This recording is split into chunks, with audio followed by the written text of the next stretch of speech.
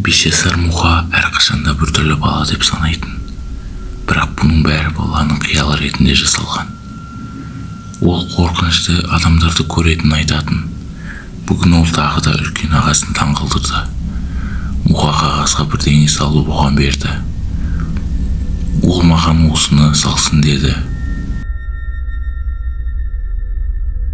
Ол саған келе жатыр.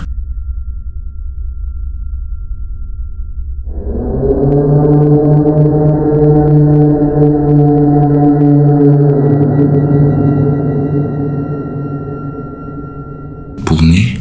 Саған тығылғаның жақсы секілді. Сен де бір ойлап тапқыш екенсің. Енді ұйықтар алдында қорқынышты кино көрме. Мұқа оған жаман түрмен қарап, бұл қорқынышты кино емес, ол шынымен саған келе жатыр. Осыдан кейін ағасының түрінен күлкі кетіп қалды. Себебі Мұқа бұны әзілдемей шын айтты. Ол шынымен қорқынышты болып кетті. Бұл ағасын ашуландырып,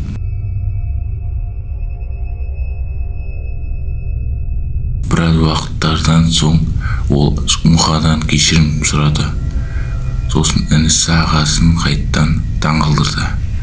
Менің төсегім астында біреу өмір сүріп жүр. Ағасы төсектің астына қарады, бірақ ода ешкім жоқ болды. Қайтадан інімнің әзілі деп ойлады. Бұл жолы ағасы ұрыспауды шешті. Мен бәрін тексердім, ұйықтай берсең болады. Мен білемін, себебі ол сенің артыңда.